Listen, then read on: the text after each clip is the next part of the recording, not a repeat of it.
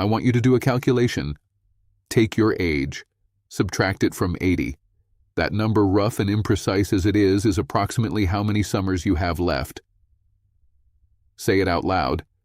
Now tell me, does it change anything? Does it change the way you feel about how you spent last summer? About what you're planning for this one?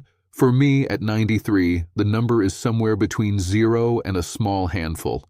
I did this calculation at 75 and it broke me open, changed everything. I want to tell you why.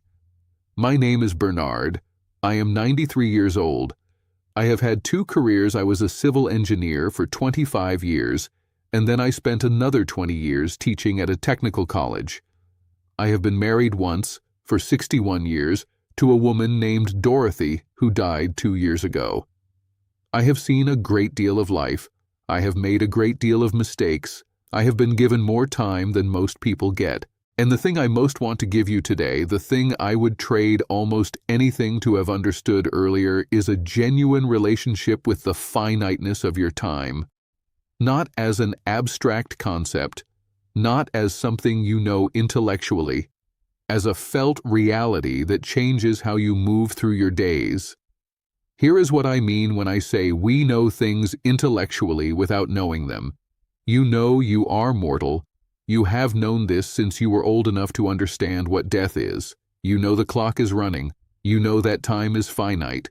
You know this. And yet watch how you behave. Watch how you treat your days. Watch how freely you spend them on things that don't matter. Watch how reliably you postpone the things that do. Watch how you respond to the idea of wasting a weekend or a vacation or a year as if it were a minor inconvenience rather than a permanent and irreversible loss. You know you are mortal, but you do not feel it. And that gap between knowing and feeling is the gap in which your life quietly disappears. I did not feel my mortality until I did that calculation at 75, until I sat with a piece of paper and did the arithmetic and arrived at a number that was small enough to actually comprehend. And when comprehension arrived, real comprehension, not intellectual acknowledgement but gut-level understanding, it changed me in ways that I am still discovering. I was 75 years old. Dorothy and I were sitting on the back porch after dinner, a habit we had maintained for decades, one of the genuinely good ones. Summer evening, warm, the garden she tended still bright with whatever she had planted that year. I was in a reflective mood that evening. I had just attended the funeral of a colleague, a man my age, which was beginning to be a regular occurrence, and I started doing the calculation. Life expectancy for a man my age, factoring in health and family history, rough arithmetic, probably somewhere between 10 and 15 more summers, maybe fewer, maybe slightly more, 10 summers. I sat with that number, and something happened that I had not anticipated. The summer I was in, that specific summer, that evening, that garden, that woman across the table from me became suddenly, vividly, almost overwhelmingly real. As if it had been slightly out of focus for years and the calculation had sharpened the lens. I looked at Dorothy, who was reading something, not particularly aware of the shift happening across the table from her, and I felt a love so specific and so acute that it was almost painful, not because she was dying or because I was dying or because anything had changed, but because the number had made the moment real in a way it had not been before. And I understood, sitting on that porch, that I had spent decades moving through summers as if they were an infinite resource, treating them the way you treat tap water available, assumed, not particularly noticed until it stops flowing. I had wasted summers. Not doing nothing, I had been busy, active, productive, but not being present in them, not treating them as the specific, finite, irreplaceable things they were. Each summer of my life had been a gift I had not fully unwrapped, and now, with roughly 10 left, I understood that. Let me tell you what changed. The following summer, the summer I was 76, Dorothy and I went to Nova Scotia. She had wanted to go for years. I had always said we would, eventually. The calculation ended eventually. We went. We spent 2 weeks driving along the coast, staying in small places, eating in local restaurants, having the kinds of conversations that open up when you have nothing to do and nowhere to be. It was, without question, one of the best experiences of my long life. Not because Nova Scotia was extraordinary, because I was present for it in a way I had not been present for much of my earlier life. Because I went knowing it was one of a limited number. Because the finiteness of it, the fact that this was a summer, not a promise of future summers, made me actually inhabit it. We went somewhere different every summer after that, not because we were desperate or because we were trying to fill a bucket list, but because each summer had become real to us, specific and finite and worthy of genuine presence. Dorothy died after our 17th summer together post-calculation. I have the memories of those summers in a way I do not have memories of the summers before, because I was fully in them, because I understood what they were, and the summers before the ones I moved through in a state of assumed abundance I can barely remember.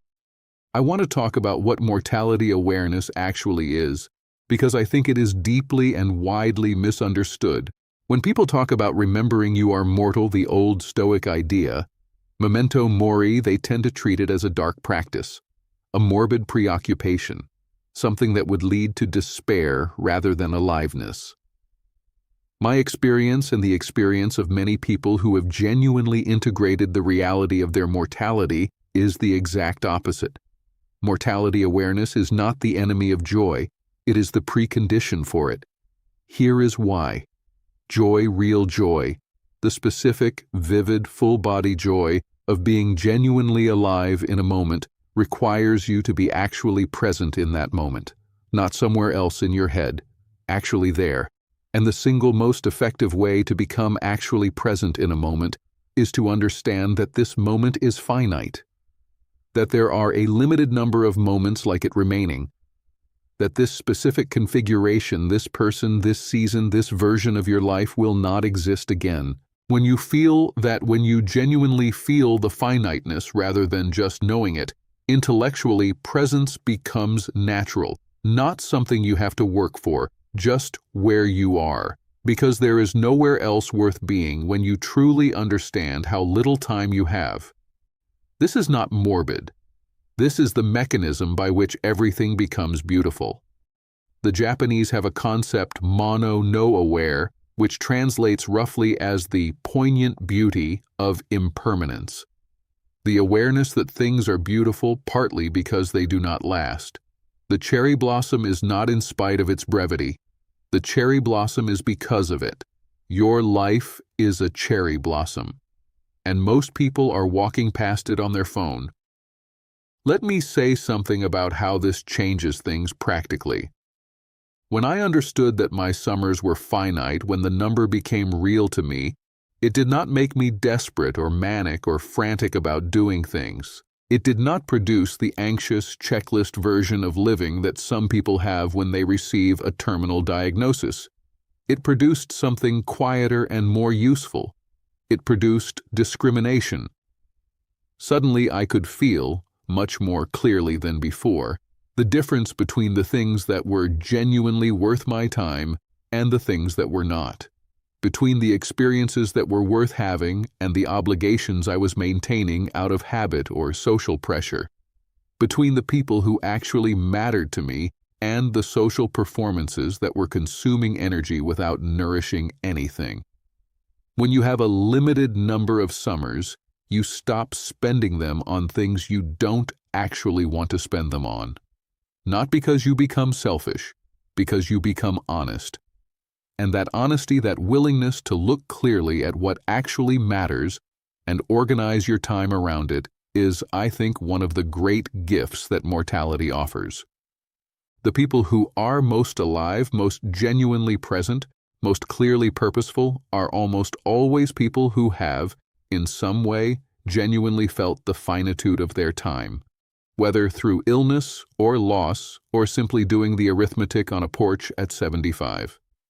The finitude is not the enemy. The finitude is the clarifier. I want you to do the calculation. Right now, if you're watching this, stop and do it. Take your age. Think about the summers you have probably remaining. Not with certainty, nobody has certainty, but roughly, a range. Write down the number. Now ask yourself, what did I do with last summer? With the summer before that? Was I present for them?